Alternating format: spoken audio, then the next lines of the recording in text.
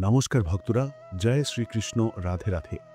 বন্ধুরা, অগ্রহণ মাসকে লক্ষ্মী মাস বলা হয়। এছাড়া ভগবদ্গীতায় ভগবান শ্রীকৃষ্ণ এই মাসকে নিজের প্রতিরূপ বলেছেন। তাই সকালে ঘুম থেকে উঠে এই কার্যটি কিন্তু আপনারা এই মাসে সবাই অবশ্যই করবেন। কারণ শাস্ত্র বলছে বন্ধুরা যে দিনের মধ্যে সকালে করা প্রার্থনা ভগবান সবার একে শোনেন। তাই পবিত্র মাসে আপনারা সকালে ঘুম থেকে উঠে এই কার্যটি কিন্তু ভক্তি মনে আপনারা অবশ্যই করুন। দেখবেন যে এই মাসে করা আপনাদের প্রার্থনা ভগবান অবশ্যই শুনেছেন। এবং খেতে বসে এই মাসে কিন্তু আমাদের কিছু অজান্তেই করা ভুলে আমাদের জীবনে নেমে আসে চরম দুর্ভাগ্য। যেমন বিছানায় বসে এই মাসে খেলে কি হয়? কারণ খাদ্যকে বন্ধুরা আমাদের হিন্দু ধর্মে মা লক্ষ্মীর প্রতিরূপ মানা হয়েছে। তাই খাবার সময় এই মাসে যদি কিছু নিয়ম মানা যায় তো সেই ব্যক্তির জীবনে এসে পড়ে ভগবান বিষ্ণু এবং মা লক্ষ্মীর বিশেষ কৃপা। বন্ধুরা, খাদ্য আমাদের জীবনের একটি গুরুত্বপূর্ণ অংশ। কারণ খাদ্যই আমাদের এই ভৌতিক শরীরকে চালাচ্ছে। যদি আমরা ঠিক মতন খাদ্য গ্রহণ না করি তো আমাদের এই শরীর অসুস্থ হতে পারে। তাই এর জন্যই ভগবান শ্রীকৃষ্ণ খাদ্যের ব্যাপারে আমাদের কিছু গুরুত্বপূর্ণ কথা বলেন। যেমন কোন ধরনের খাদ্য আমাদের খাওয়া উচিত নয়, বা কোন ধরনের খাদ্যই আমাদের গ্রহণ করা উচিত, কোন ধরনের খাদ্য মানুষের দুঃখ রোগের কারণ হয়, আমাদের কোন দিকে মুখ করে খাওয়া সর্বদাই উচিত, খাদ্য গ্রহণ করার আগে কোন মন্ত্র উচ্চারণ করা উচিত যাতে দেবী দেবতাদের আশীর্বাদ আমরা প্রাপ্ত করতে পারি, এবং অশুভ নেগেটিভ ঊর্জা যাতে আমাদের কোনো ক্ষতি করতে না পারে, যাতে কোনো রকম রোগব্যাধি আমাদের ঘিরে ধরতে না পারে। তাই বন্ধুরা, আজকের এই ভিডিওতে আমরা জানব যে কোন জায়গায় বসে আমাদের খাবার খেতে নেই, কোন সময় আমাদের খাদ্য গ্রহণ করতে নেই, এবং খাবার আগে আপনারা কি মন্ত্র জপ করলে জীবনে আসবে অপার সুখ, অপার শান্তি। তাই বন্ধুরা, ভিডিওটি একটি লাইক করে কমেন্টে হর হর মহাদেব ও জয় শ্রীকৃষ্ণ অবশ্যই লিখুন। বন্ধুরা, আমরা সকলেই জানি যে এই ব্রহ্মাণ্ড একদিন শব্দ থেকে উৎপন্ন হয়, যাকে আমাদের সায়েন্সে বিগ ব্যাং বলা হয়। আমাদের শাস্ত্রের অনুসার ব্রহ্মাজি একদিন সংকল্পের মাধ্যমেই এই সমস্ত সৃষ্টি উৎপন্ন করেন। তাই বন্ধুরা, আমাদের শাস্ত্রের মন্ত্রকে খুবই গুরুত্ব মানা হয়। মন্ত্র জপে জীবনে সুখ শান্তির আগমন হয়, সিদ্ধিপ্রাপ্ত হয়, দৃষ্টি খোলে কুণ্ডলিনী জাগরণ হয়। তাই প্রত্যেক কিছুর বন্ধুর একটি বিশেষ মন্ত্র রয়েছে। আর আজকের ভিডিওতে আমরা জানব যে খাবার খাওয়ার আগে আমাদের কি মন্ত্র উচ্চারণ করা উচিত। বন্ধুরা, আমাদের শাস্ত্র অনুসার স্নান না করে ঈশ্বরকে ভোগ না দিয়ে যে খাদ্য আমরা গ্রহণ করি তা মলের সমান। কারণ বন্ধুরা, আমাদের শাস্ত্রের অনুসার যদি আমরা ঈশ্বরকে ভোগ না দিয়ে বা ঈশ্বরকে শ্রীস্মরণ না করে যে খাদ্য আমরা গ্রহণ করি, সেই খাদ্যের ওপর নেগেটিভ ঊর্জা বা প্রেতেদের অধিকার হয়। ফলে সেই খাবার ফলে মানুষ তমগুণী হয়ে ওঠে। সর্বদাই ক্রোধ, কাম, ডিপ্রেশন, চিন্তা, রোগ ব্যাধি এগুলো মানুষকে ঘিরে ধরে। কারণ যেমন বন্ধুরা আমাদের অন্ন হবে তেমনি আমাদের মন তৈরি হয়। তাই এর জন্যই দেখবেন যখন কোনো আমরা মন্দিরে গিয়ে ভগবানের প্রসাদ গ্রহণ করি তখন আমাদের মন, প্রাণ সব যেন তৃপ্ত হয়ে যায়। নাম্বার 2, নোংরা যেখানে সেখানে বসেই বন্ধুরা ভুলেও কিন্তু খাদ্য গ্রহণ করা উচিত নয়। এতে নানা রকম রোগ ব্যাধি আমাদের শরীরে প্রবেশ করতে পারে। খাদ্য সর্বদাই শান্তিপূর্ণভাবে ঈশ্বরের ভোগের মতন গ্রহণ করা উচিত। কারণ ভগবান শ্রীকৃষ্ণ গীতায় বলছেন, যদি আমাদের প্রাপ্তি খাদ্য না থাকে তো মুখ অবধি খাবার গেলেও বন্ধুরা সেই খাবার আমাদের পেটে পৌঁছাবে না। তাই খাবারকে আমাদের সর্বদাই সম্মান করা উচিত। নাম্বার 10, খাবার খাওয়ার আগে অবশ্যই কোনো জীবজন্তুকে বা কোনো অসহায় মানুষকে আমাদের খাদ্যদান করা উচিত। কারণ খাদ্যদানের থেকে বড় দান আর কিছু কখনোই হয় না। তাই খাবার আগে বন্ধুরা আমাদের মা অন্নপূর্ণাকে স্মরণ করে এই মন্ত্র 3 বার জপ করা উচিত। আর সে মন্ত্রটি হল ওম হ্রিং নমঃ ভগবতে মাহেশ্বরী অন্নপূর্ণে স্বাহা। নাম্বার 4, বন্ধুরা আমাদের শাস্ত্রের অনুসার সর্বদাই আমাদের পূর্ব দিকে বসেই খাদ্য গ্রহণ করা উচিত। বিছানায় বসে আমাদের কখনো খাদ্য গ্রহণ করতে নেই। খোলা আকাশের নিচে বা হাঁটাচলা করতে করতে বন্ধুরা আমাদের খাদ্য গ্রহণ করতে নেই। এতে ভবিষ্যতে বিভিন্ন রকম রোগ আমাদের শরীরে বাসা বাঁধতে পারে। খাবার খাবার সময় রাগ, কান্নাকাটি, হাসি ঠাট্টা করা মোটেও উচিত নয়। কারণ সেই খাবার গলায় আটকে মানুষের মৃত্যু হতে পারে। বন্ধুরা, আমাদের এই মনুষ্য শরীরকে চালিয়ে রাখার জন্য আমাদের খাদ্য গ্রহণ করতে হয়। কিন্তু আপনারা কি জানেন যে প্রেতজনিতে প্রেতেরা কি খাদ্য গ্রহণ করে, এবং আমাদের কোন খাবারের ওপর প্রেতেদের অধিকার হয়? বিছানায় বসে খাওয়া কি শুভ নাকি অশুভ, এই সকল প্রশ্নের উত্তর বন্ধুরা আজকের এই ভিডিওতে জানব। তাই অবশ্যই বন্ধুরা ভিডিওটি পুরো দেখবেন। বন্ধুরা, আজকের উত্তরটি স্কন্দপুরাণে বর্ণিত একটি গল্পের মাধ্যমে জানব। তো চলুন বন্ধুরা এর উত্তর আমরা জেনে নিই। বন্ধুরা, এক সময়ের কথা, রাজা বিদ্রথ নামে একবার একটি রাজা একটি জঙ্গলে শিকার করতে যান। কিন্তু শিকার করতে করতে তিনি একটি গভীর জঙ্গলে প্রবেশ করে যান। জঙ্গলের এই ভাগ্নিটি ছিল খুবই ভয়ানক। নির্জনে বনের মধ্যে অনেক সময় হয়ে যাওয়ার পর ঘোড়াটি ক্ষুধা ও তৃষ্ণায় মাটিতে পড়ে যায়। তখন তিনি কি করবে বুঝতে না পেরে রাজা নিজেই পায়ে হাঁটতে শুরু করেন, আর তখনই তার সামনে আকাশে 3টি ভয়ানক জীব প্রকট হয়। এই দেখে রাজা ভয়ে কাঁপতে শুরু করে, আর ভয়ে ভয়ে তাদের জিজ্ঞেস করেন, খেয়ে তোমরা? আমি রাজা বিদ্রথ, ক্ষুধা তৃষ্ণায় খাবার খুঁজতে খুঁজতে আজ এখানে এসে পৌঁছেছি। তখনই 3জন প্রেতের মধ্যে যে বড় ছিল সে বলেন, হে রাজন, আমরা প্রেত। আমাদের কর্মজনিত রুষের জন্য আজ আমরা প্রেতজনিতে কষ্ট ভোগ করছি। আমার নাম মাসন্ত, এ আমার 2 নম্বর সাথী বিদেব, আর ও হল কৃতজ্ঞন। তখন রাজা অবাক হয়ে বলেন, প্রেত কে? এর উত্তরে আসন বলেন, হে রাজন, যে মনুষ্য অন্যকে কষ্ট দিয়ে সুখী হয়, যে পশু পাখিদের উপর অত্যাচার করে, গুরুজনদের নিন্দা করে, যে পরস্ত্রী বা পরপুরুষের সাথে সম্বন্ধ রাখে, যে অন্যের ধনকে ছলচাতুরি করে দখল করে নেয়, রাজন সেই হলো প্রেত। আসলে রাজন, আমরা হচ্ছি 3 ভাই। আমাদের 3 জনের কুকর্মের জন্য আমাদের আজ প্রেতজনী ধারণ করতে হয়েছে। নাস্তিক হয়ে আমরা সর্বদাই ধর্মবিরোধী কাজ করেছি, ঈশ্বরের পূজা অর্চনা ছাড়াই খাদ্য গ্রহণ করেছি, দান ধ্যান জপ পুণ্য আমরা জীবনে কিছুই করিনি, ফলে বহু বছর ধরেই আমাদের এই প্রেতজনিতে ঘুরতে হচ্ছে। এই সব শুনে রাজার মনে আরও প্রশ্ন জাগে। তাই তখন তিনি জিজ্ঞেস করেন, এই মনুষ্য জগতে আমাদের থাকার জন্য খাদ্য গ্রহণ করতে হয়, কিন্তু তোমরা প্রেতেরা কি খাদ্য গ্রহণ করো?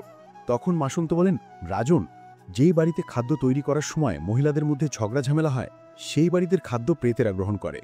যেই বাড়িতে খাদ্য তৈরি করার পর খাদ্য গৌমাকে বা কোনো পশু পাখিকে না দিয়েই তারা গ্রহণ করে নেয়, সেই বাড়িতেরও খাদ্য কিন্তু প্রেতেরা গ্রহণ করে। যেই বাড়িতে কখনো ঝাড় দেওয়া হয় না বা সর্বদা অপরিষ্কার থাকে, যারা বিছানায় বসে খাদ্য গ্রহণ করে সেই খাবারের উপরেও কিন্তু প্রেতদের অধিকার থাকে, কারণ অপরিষ্কার এঁটো-কাটা জায়গায় আমরা বাস করি। যারা ঈশ্বরকে স্মরণ না করে খাদ্য গ্রহণ করে সেই খাবারের উপরেও আমাদের অধিকার হয়। এছাড়া বন্ধুরা, আমরা মাটিতে বসে খাদ্য গ্রহণ করলে আমাদের শরীরের ঊর্জা ও পৃথিবীর ঊর্জার একসাথে মিলন ঘটে।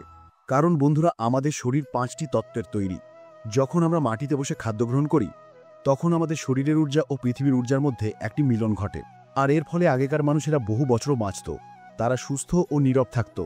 কিন্তু বর্তমানে মানুষ প্রকৃতির থেকে ধীরে ধীরে দূরে চলে যাচ্ছে, আর এর ফলে তাদের জীবনে সমস্যা নেমে আসে। তাই বন্ধুরা, আমাদের ঋষিমুনিদের দেওয়া জ্ঞান অবশ্যই পালন করা উচিত। বন্ধুরা, বেদব্যাস মুনিদের অনুসার আমাদের প্রত্যেকের ঘুম থেকে উঠেই সবার প্রথম নিজের হাতের তালুর দিকে তাকিয়ে ঈশ্বরকে ধন্যবাদ করা উচিত। কারণ বহু মানুষ হয়তো রাতে ঘুমানোর পর তারা আর সকালে ঘুম থেকে ওঠেনি। বহু মানুষ রাতের বেলায় তার প্রিয়জনকে হারিয়েছে, কিন্তু ঈশ্বরের বিশেষ কৃপা যে আমাদের সাথে বন্ধুরা এমন কোনোটাই হয়নি। তাই এর জন্যই আমাদের সকালবেলায় ঘুম থেকে উঠে হাতের তালুর দিকে তাকিয়ে পরমাত্মাকে ধন্যবাদ দেওয়া উচিত। কারণ বন্ধুরা, আমাদের এই হাতের তালুতে সমস্ত দেবী দেবীর আশীর্বাদ হয়। তাই নিজের হাতের তালুর দর্শন করে মনের ইচ্ছা বলে সমস্ত দেবী দেবীর আশীর্বাদ একসাথেই প্রাপ্ত হয়। তাই বন্ধুরা, ভিডিওটি একটি লাইক করে কমেন্টে হর হর মহাদেব ও জয় শ্রীকৃষ্ণ অবশ্যই লিখুন। সকালে উঠেই নিজের হাতের তালু দেখা অত্যন্তই শুভ বলে মানা হয়, কারণ হাতের তালুর অগ্রভাগে রয়েছেন মা লক্ষ্মী, হাতের তালুর মাঝখানে বিরাজ করেন মা সরস্বতী, আর তালুর ঠিক নিচেই বিরাজ করেন স্বয়ং ভগবান শ্রীকৃষ্ণ। তাই এর জন্যই আমাদের শাস্ত্রে ঘুম থেকে উঠে হাতের তালু দর্শন করতে বারবার বলা হয়েছে। কারণ বন্ধুরা, আমি আগেই আপনাদের একটি ভিডিওতে বলেছি যে জন্মের সাথেই আমাদের উপর 3টি ঋণ চেপে যায়, আর তা হলো পিতৃতত্ত্ব, দেবতা, তাদের ঋণ আর এই প্রকৃতির ঋণ। তাই যতদিন না বন্ধুরা আমাদের এই ঋণ চুক্ত হবে ততদিনই আমাদের জীবনে নানা রকম সমস্যা লেগেই থাকবে।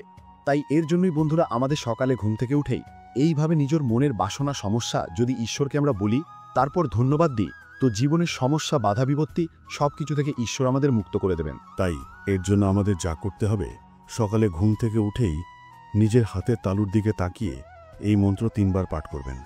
আর সেই মন্ত্রটি হল ওম পরমাত্মনে নমঃ, ওম পরমাত্মনে নমঃ, ওম পরমাত্মনে নমঃ।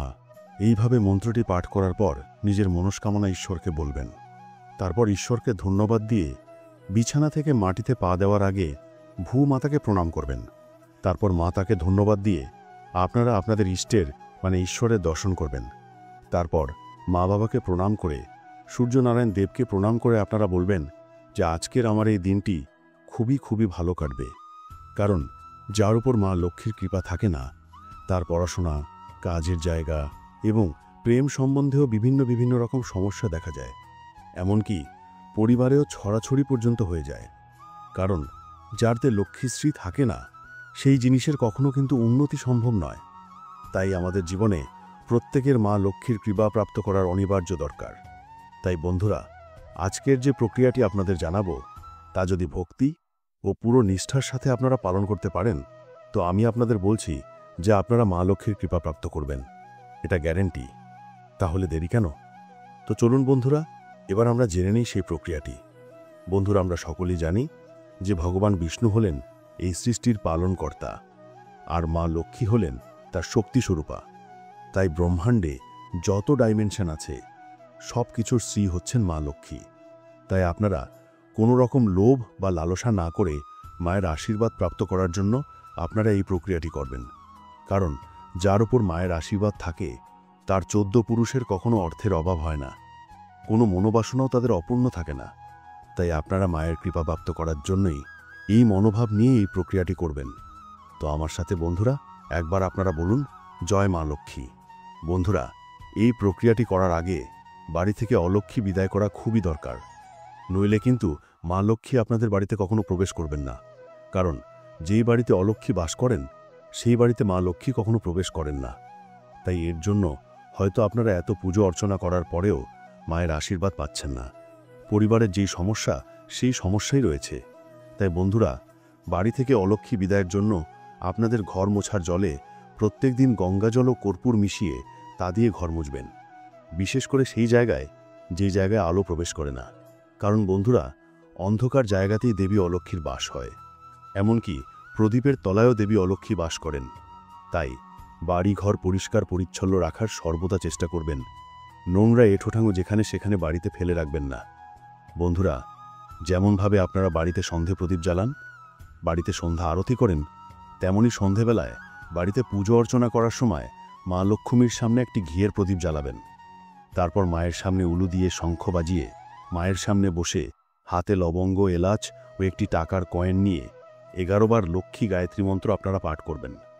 আর যদি বন্ধুরা আপনারা চান তো ওং নমো লক্ষ্মী নারায়ণায় নমঃ এই মন্ত্রটিও পাঠ করতে পারেন। যেই মন্ত্রটি আপনাদের ইচ্ছা সেটি আপনারা পাঠ করবেন। এরপর পারলে আপনারা লক্ষ্মী পাঁচালিও পাঠ করতে পারেন। এবং এই সব কিছু হয়ে যাওয়ার পর বন্ধুরা, আপনারা সেই 3টি জিনিস মায়ের চরণে অর্পণ করে দেবেন। এরপর মায়ের সামনে হাত জোড় করে আপনাদের যে মনস্কামনা রয়েছে তা মাকে বলুন।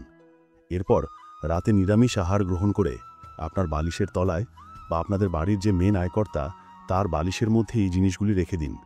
কিন্তু যেন বন্ধুরা এই খবর কেউ না পায়, আর যেন বন্ধুরা এই বালিশ অন্য কেউ ব্যবহার না করে। এই জিনিসগুলি আপনারা যতদিন খুশি বালিশের মধ্যে রাখতে পারেন। এরপর আপনাদের মনস্কামনা পূর্ণ হলে বাড়িতে মা লক্ষ্মীর পুজো দিয়ে সেই জিনিসগুলো আপনারা কোনো জলাশয়ে ভাসিয়ে দেবেন।